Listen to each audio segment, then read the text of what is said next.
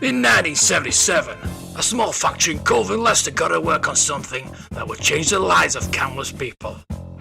Little did they realise that people were still caring enough 40 years later to sit and listen to a guy waffle on about that product.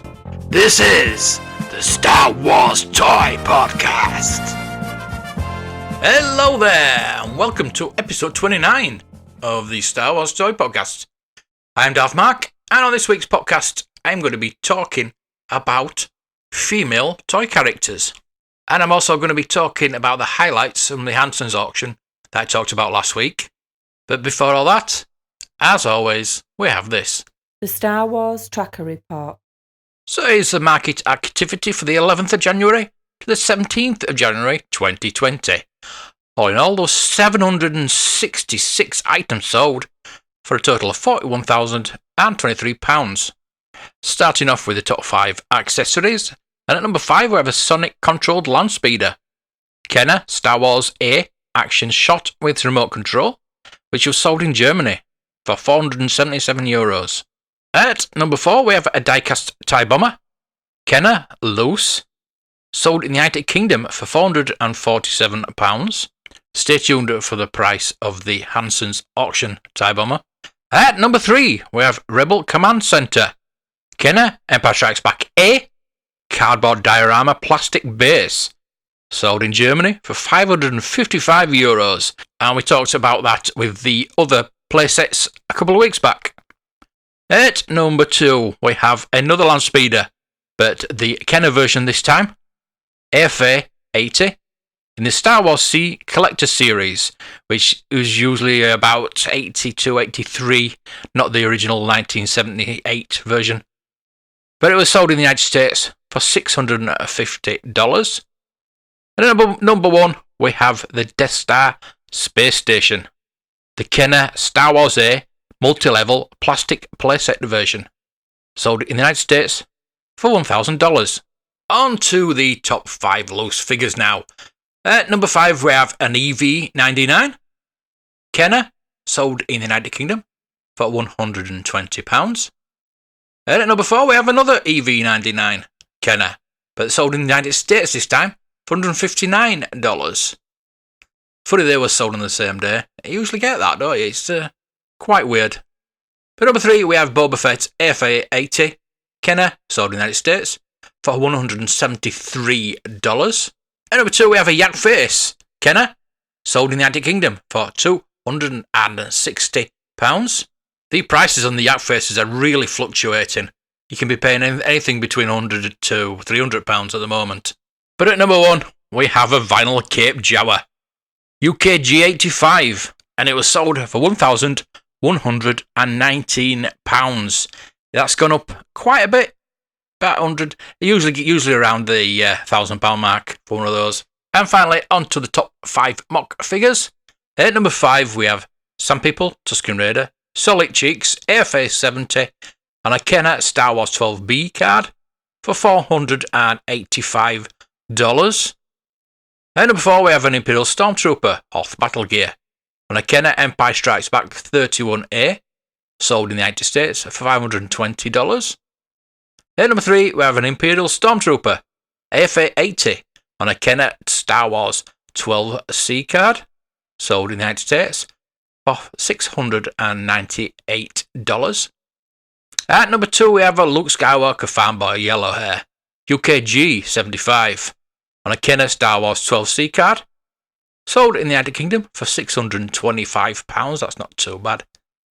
But at number 1, we have a Yoda Brown Snake on a Kenner Power of the Force 92A card, and that's sold for $1,539. And that's a really nice figure to see on the card with the coin there. So that's your Star Wars tracker for this week. Short and sweet. I need to get on to the meat of this podcast. But if you have a collection yourself, which I would assume you have listening to this podcast, I would advise you to check out the Star Wars tracker website and app, as it's an invaluable tool for any vintage Star Wars hunter. Not only can you keep tabs on your own collection, you can keep up to date on the latest prices on all vintage Star Wars items. Just head to www.starwarstracker.com Penny for your thoughts. Now, I've often mentioned on this podcast about the fall of popularity of these Star Wars toys. Now, I cited one of the problems to be too many female characters, therefore that little boys won't be buying little dolls, little girl dolls.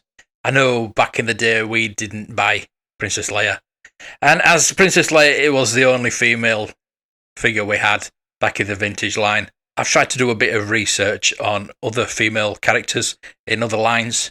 So I'm going to read you this article out now, and it's not all Star Wars. It's quite a bit of Star Wars, but there's other lines, so forgive me if you're not a fan of any other lines. It's just, this is a really interesting article, and just a bit of background to the discussion I want to have today. The article itself is from the Collector's Gazette, a monthly magazine stroke newspaper about the toy industry and about antique and vintage toys. And this article's by Gerald Edwards, so I just want to give him some credit before I read it. One of the staples of the toy industry for many years has been action figures. One of the other staples has been separate toys for boys and girls. Normally this divide has pointed toy makers in completely different directions. But when it comes to action figures, these lines have been progressively blurred. A huge barrier has always been how do you sell a toy that will attract both sexes. In many generic cases, it is not a problem, as both girls and boys play with bucket and spades, teddy bears, jigsaws, and the like. Manufacturers have a bigger problem, however, when it comes to, in this case specifically, female toys in a male-dominated sphere. Action figures tend to be based on comics, TV shows, or movies, and this presents a problem. In most male-orientated scenarios, there are either no women or just a token presence, hence the vintage Star Wars line. This is reflected in the toy lines where the few female characters have to be sold to mainly boys who don't really want them, and this presents both a moral as well as a commercial problem. Leaving female figures out of the line effectively blocks 50% of the population from participating in the play arena, putting them at risk for poor sales. This makes for an intriguing balance on the toy aisles. The current vogue for TV, comic and movie toys started in America in the late 1920s with the advent of Buck Rogers. He had a female companion, Wilma Deering, and both these characters were used to great success in the marketplace, but Buck was definitely the main star. His rival, Flash Gordon, also had two female leads in the shape of Dale Arden and Princess Aura, Ming's daughter. While this show produced less merchandise, the female characters were given much more prominence, but were still subservient. The real start for girls was with the introduction of the DC comic Wonder Woman. Originally published as an all-American comic heroine, an offshoot of DC, she starred in her own comic in 1942. A real rarity for the time, the comic was designed to appeal to both boys and girls. Wonder Woman was also part of the first superhero team, the Justice Society of America. This was a turning point as, up to then, the comics for girls were basically separate in style and content from boys' ones. Wonder Woman blurred the distinction as boys were actually the prime market for this comic. After World War II, the toy industry basically reverted to type with separate toys again for boys and girls. Intriguingly, it was the introduction of the 12-inch G.I. Joe toys in the 1960s, which were seen as dolls for boys. To begin with, that kick-started our present toy scene. G.I. Joe was a huge success, along with the British counterpart Action Man.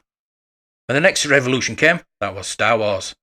We finally got a female figure that boys wanted, Princess Leia. Sales of these figures were good and led to almost all action toy lines for the boys having at least one female figure included. It was still a hard sell, and many of these girls' figures were short packaged, making them a lot harder to find nowadays. Many were simply left on the shelves and ended up in bargain bins, but in poor condition even when still boxed due to shelf wear. Despite this, many important female characters were available and are now being sought after. Many of these major action figure lines had strong female characters. Masters of the Universe had Teela and Evelyn, Thundercats had Cheetara, even the 3 3/4 G.I. Joe line had Scarlet. Some others still ignored female characters, or simply did not have any in the toy lineup, such as the Visionaries, Battlestar Galactica, Centurions, Defenders of the Earth, and so on.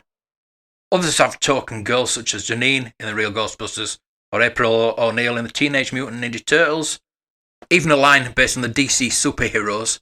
The Superpowers collection only had Wonder Woman, and it stretched to 34 figures in total. Meanwhile, the Marvel comic rival, the Secret Wars line, had none out of 16. What was needed was to make the girls not merely add-ons, but the star of the show.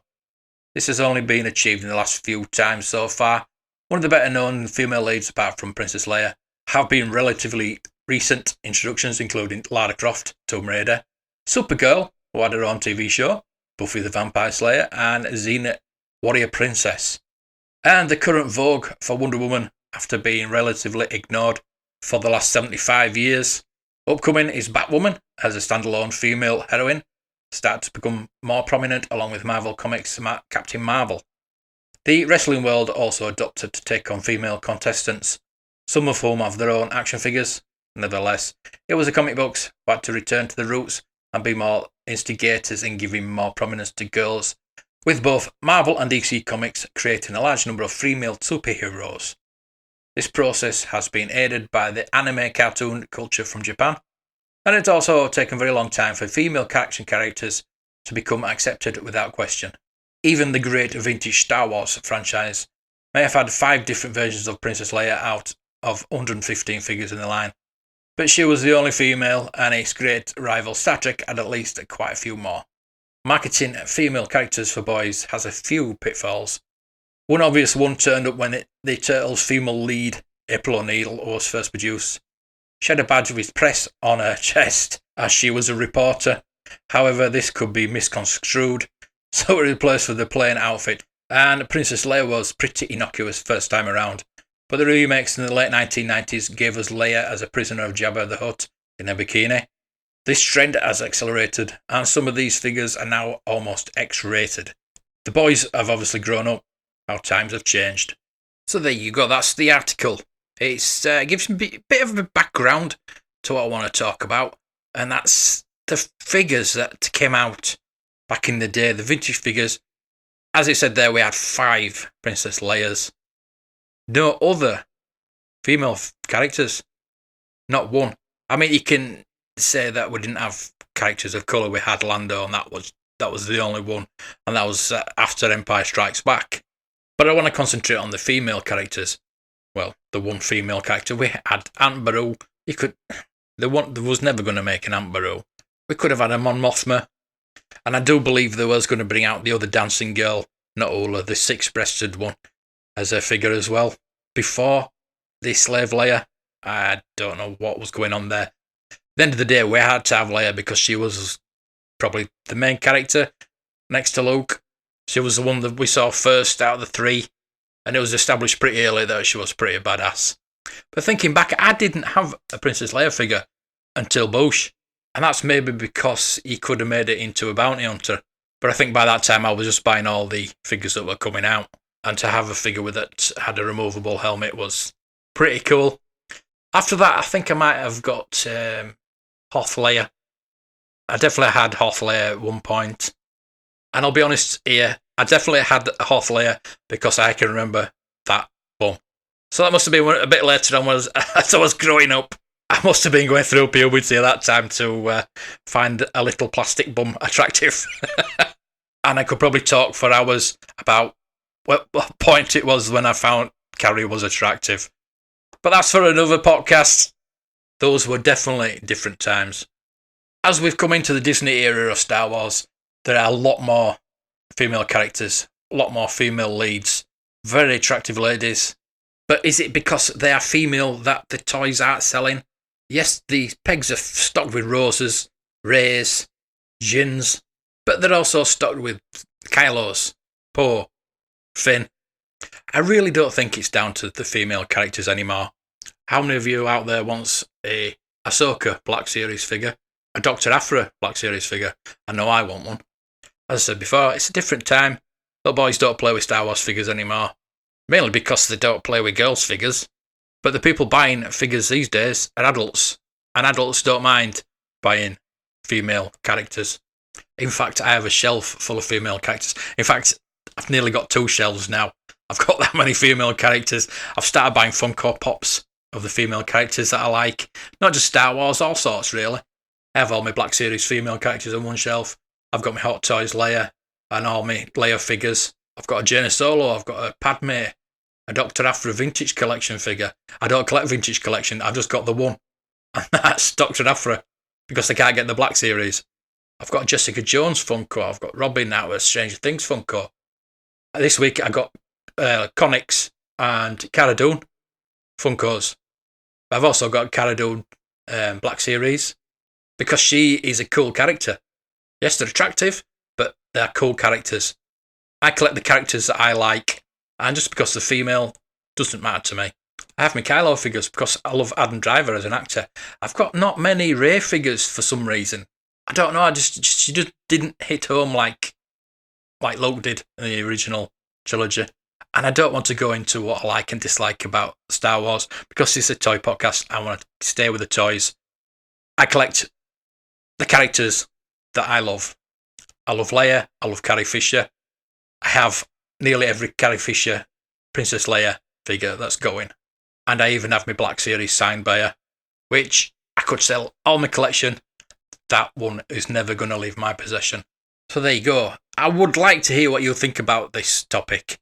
Did you buy Princess Leia back in the day? Do you buy the female characters now? I'd love to hear from you on this one. You can email the show, blowharvesttoys@gmail.com, or message me on Twitter @Star Wars Toy Pod.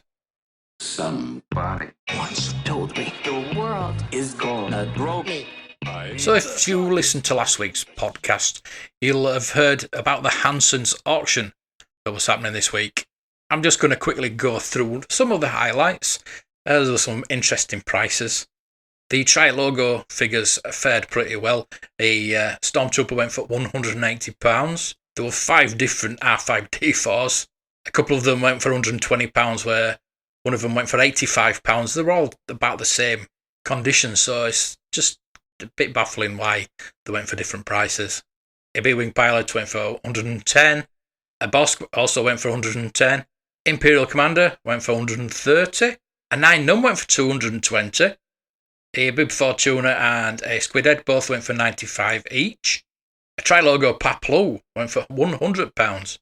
A Hoth Stormtrooper went for £150. And the big lot, the Bespin Luke, went for £360. It was estimated £500 to £800. So that was slightly disappointing, but £360, somebody got that for a good price. It's one of the rarer Tri-Logos. A Dengar went for £80, and an IG-88 went for £150. Poor old Reuse went for £40. Princess Leia, Hoth, went for £220. A Return of the Jedi Leia Bespin gown went for £140. And I think we're getting the Leia taxed, as well as the Boba tax now. A couple of lots that were very strange I didn't pick up on looking at the catalogue the first time. I also didn't mention it last week. Was lot 301 and 302, which were a carded Star Wars Return of the Jedi Tri-Logo back, but Return of the Jedi front. And this was a Snaggletooth. Now the bubble was a Tri-Logo bubble because it was too big for Snaggletooth. You usually get those Tri-Logo bubbles which are very flimsy, not the right size. But as I say, it was a Tri-Logo back, but Return of the Jedi front. So that was quite an abnormality. I should read these descriptions a bit more. And that winning bid was £240. The next one was 302, was the Greedo, a same type of version, the Tri-Logo back, obviously Palatoy, but Return of the Jedi front. And that went for £400. So somebody obviously read the description properly. A Return of the Jedi Han Solo Hoth went for £110. A Return of the Jedi Chewbacca, I mentioned this last week, it went for a silly price. And this went for £130. So there must be something about this Return of the Jedi Chewbacca that people are after at the moment. A Return of the Jedi Luke Fanboy with yellow hair went for £420.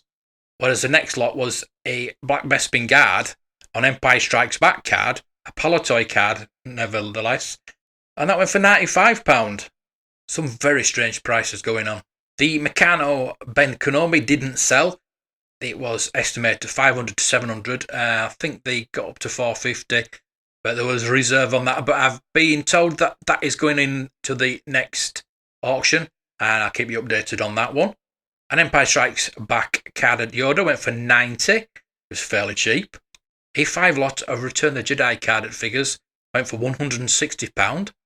There were a couple of loose yak faces in this auction as well. One went for £180 with the weapon, and one went for £150 without the weapon. There were a lot of loose last 17 figures. They went fairly low ball. A Barada for 50, Han Solo Carbonite for 65. And Imperial Gunner went for 90, so that's pretty high. A pop-up lightsaber R2, and the lightsaber did look original, went for £140. But the estimate on that was 60 to 100, so it went above estimate. And Manaman went for 85. You can usually be paying that for the bloody staff most of the time. EV99 went for 130. A 2 lot of the Luke Skywalker's last 17, the Stormtrooper and the Battle Poncho, went for £150. I nearly bid on that myself. I kind of wish I had. A 4 lot of Ewoks went for 160. A 4 lot of Lando, Anakin, A-Wing Pilot, and the Dignitary went for 150. A Blue Snag went for 250. The Size Snootles ones that we were talking about last week, it went for £190. That has shot up in value in the last few years. Now, next there was a speeder bike, and in the last auction, there was a speeder bike with extra flaps, so 4 flaps, and it went for £28. Which shocked me because I was going to bid on it and I just missed out. But one went for £85 this time, and I wondered why it had gone for so much, but apparently it was sealed. So there you go, don't get your speeder bags out. Of the 12-inch figures, Han went for £230. Leia went for £100, which I was very tempted to bid on. Boba went for £90. And Chewie went for £90 also. Now, I talked about the die-cast TIE bomber earlier, and this one went for £1,350, which was quite lower than the estimate. The estimate was £1,500 to £2,000. The one in the last auction that went for £2,500 was a ex-Palatoy employee's pre-production boxed version. But this is still quite rare. Somebody got a bag in there. An original boxed Han Solo pistol by Palatoy. It was graded as well, and that was unsold. Graded shuttle went unsold. A graded Slave 1 sold for £700. A graded Scout Walker vehicle went unsold. And a graded Int 4 went unsold. So hopefully that's people turning away from graded items. I know it'll never happen, but one can dream. A boxed AT-AT went for £230. I've got one of those.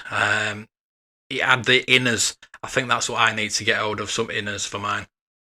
Lots of vehicles selling for various prices, usually by on estimate. There was a Y-Wing fighter that I was after. It went for £130, so just above my bidding estimate.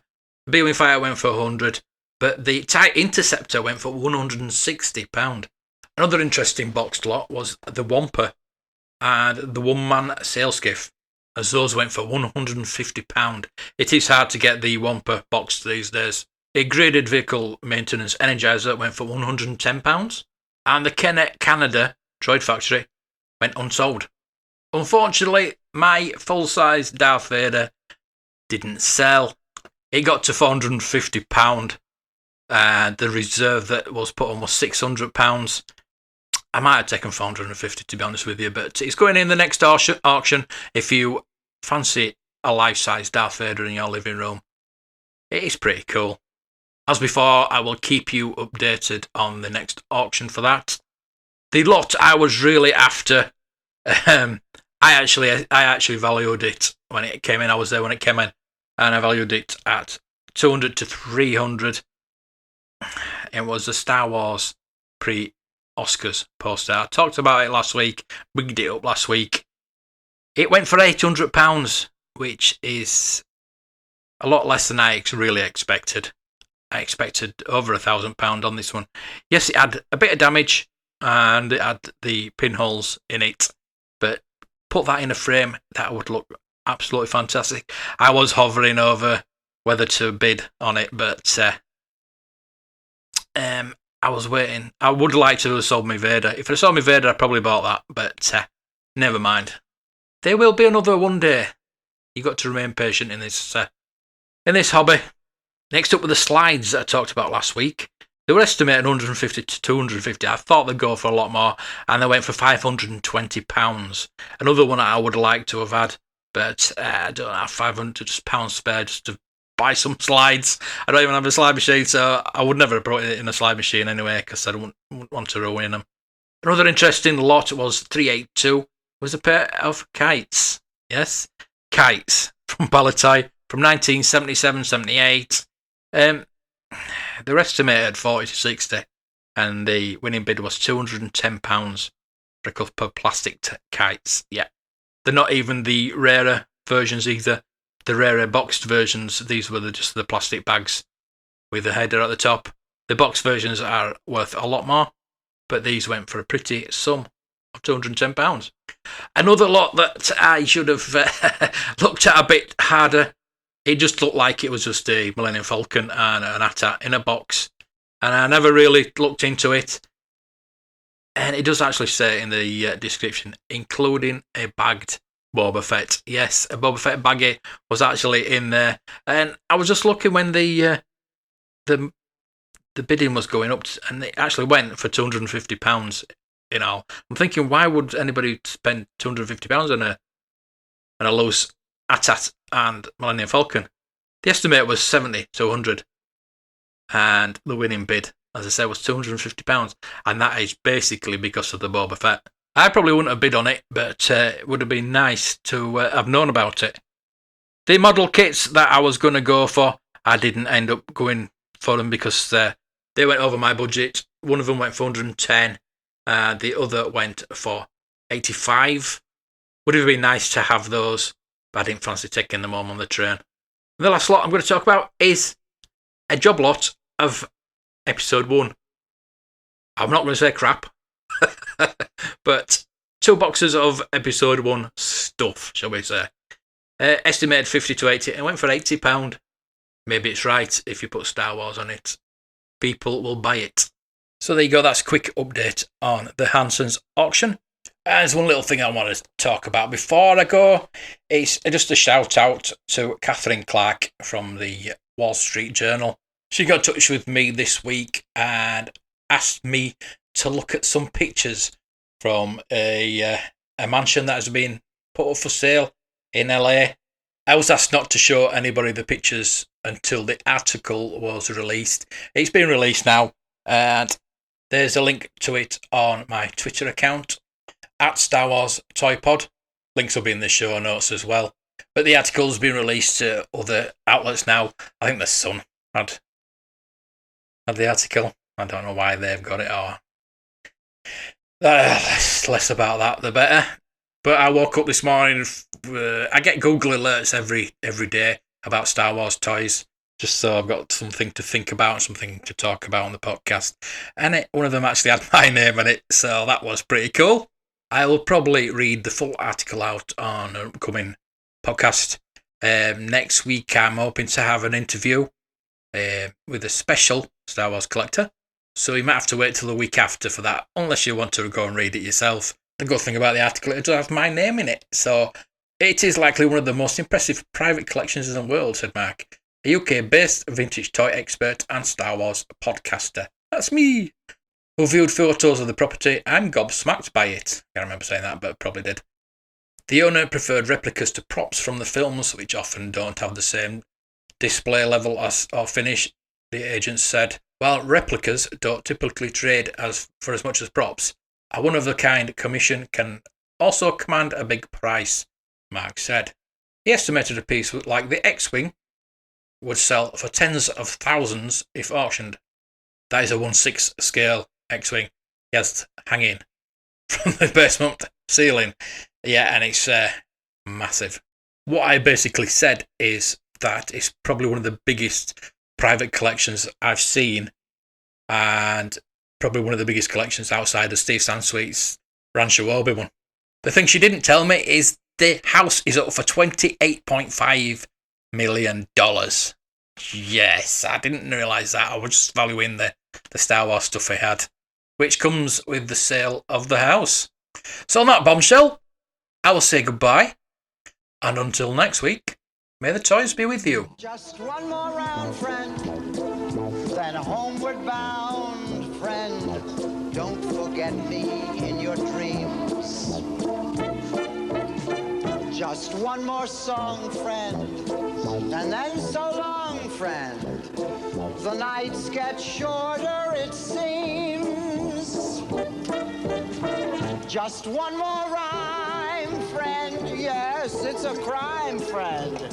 But you know time, friend. Time can fly. So it's good night, friend. Good night, but not goodbye.